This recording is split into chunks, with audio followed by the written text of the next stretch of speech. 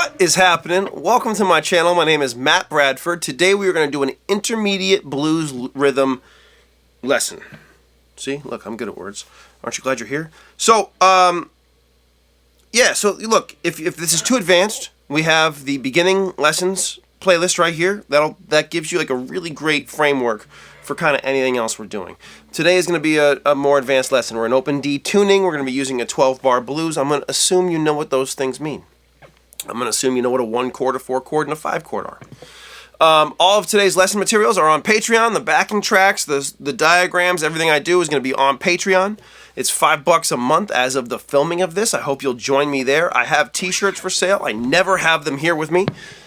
I am a professional. They look like this. I have a round version as well as this version. I have some other logos coming, right? So hopefully those will be there by the time this video is up and you're seeing it. But either way, the link for that is below. The link for Patreon is below. I build instruments and sell them. The link for that is below. That's my Reverb store. If you're overseas, you probably won't see any, but just email me, mattbradfordmusic@gmail.com, whether you're overseas or not, and I can get you a better price than I can on Reverb because there's no fees and all that stuff.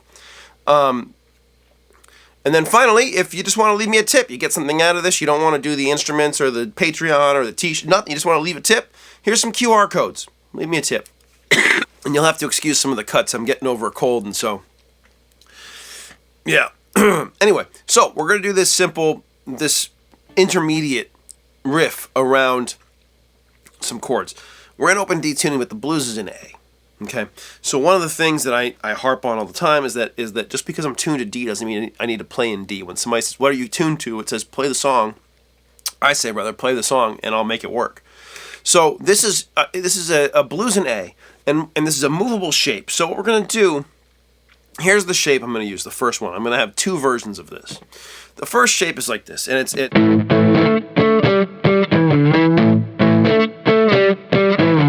Okay, so what I'm doing is I'm playing the power chord, and I'm muting, like I'm kind of hitting, not everything, I'm kind of hitting the bottom 4 strings. I want some of that, what's called, I guess, skank, right? I want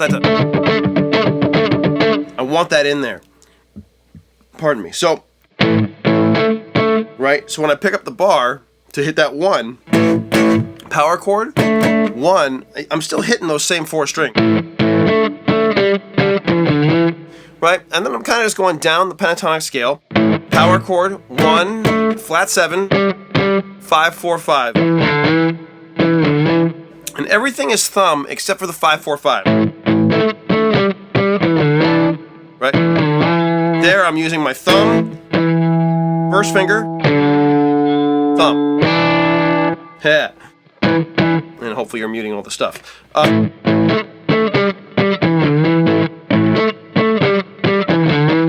Right, so you can see that now my hand kind of gets to be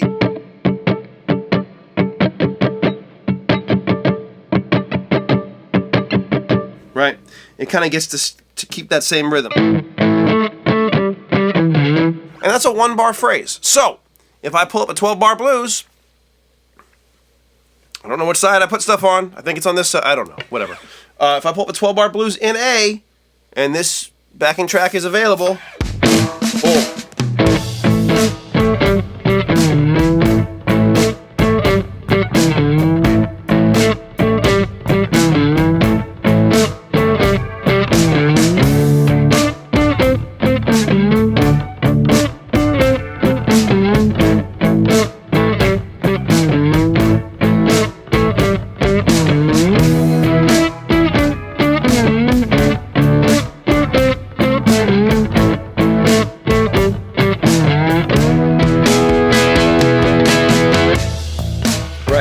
And then I usually don't play the same riff on the very last one because I want to show that I'm closing off the 12. Hey, it's a new 12 bars starting. Okay, so that's super cool. Let's say you're playing with somebody else and they're doing a low riff thing. We want to add a little bit of high shimmer. So let's add a second sort of variation on this same riff. It's going to start the same. Okay, we're doing that. The first half is the same.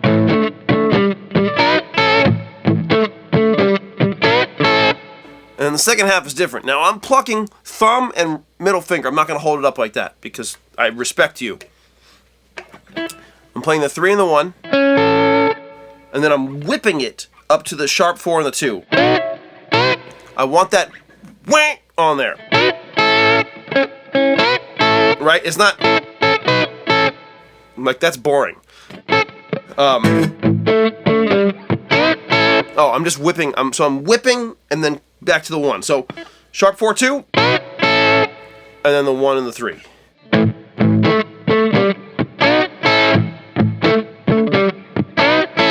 Right? And that works on every chord.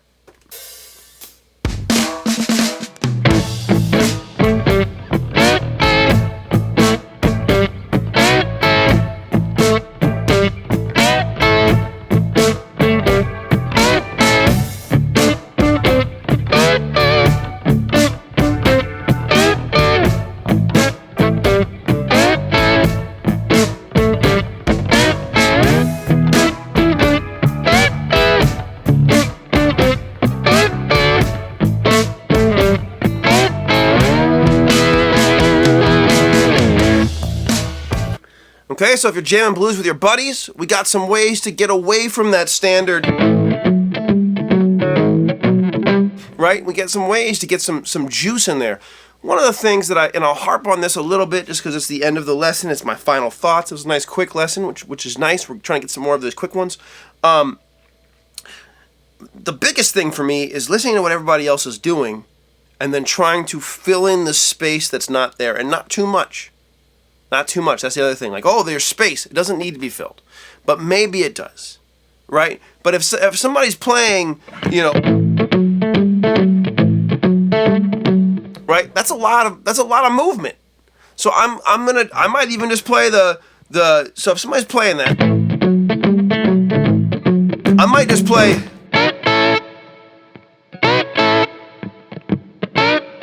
right? Or even less.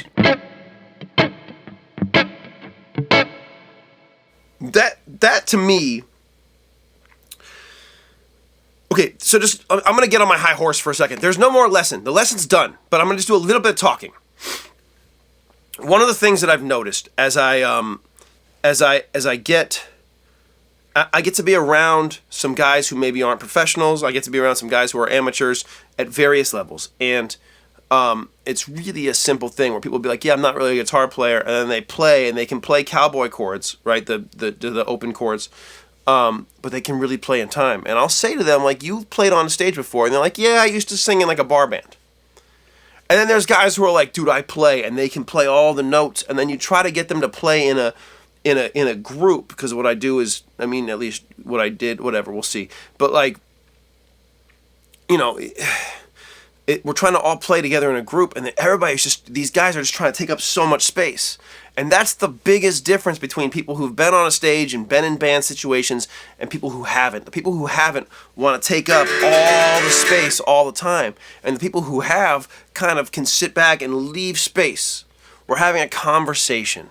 So everybody can't be yelling at once. It's got to be this guy, then that girl, then that guy, then that, they, them, then whatever. Like, that has to be the way it works. Otherwise, it's just this big clash. This big clash of ideas that becomes an argument, and that's not fun to listen to. Anyway, I don't know where I was. I started coughing, and life's good. But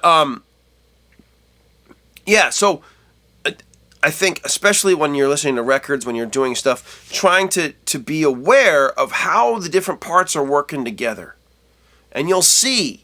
There are certain times where the guitars are playing the same thing. There's some great bands where the guitars are playing the same thing. AC/DC, you've got Malcolm and Angus, and there's like the rhythm and the lead, but like they're really like building each other up, and a lot of times they're kind of building the same thing, and then Angus will take the leads and Malcolm's just holding it down. But then you get a band like Guns N' Roses, for example, and you go listen to that first record, and the way that the Izzy and Slash thing works, it's just like this intricate puzzle that's absolutely incredible. So, all that being said, there's been a lot of talking at the end of this lesson, but the biggest thing with any lesson is not the notes that we're playing, but the intention behind and why are we doing what we're doing. So we're outlining a dominant 7 chord. We're playing some other notes, but it's all bluesy, and hopefully you can take this and then apply it to the situation that you're in. You're in. I'm a child. Thanks for hanging. I ate it on the outro. Again, I hate it when I eat it on the outro. I'm here. Here we go.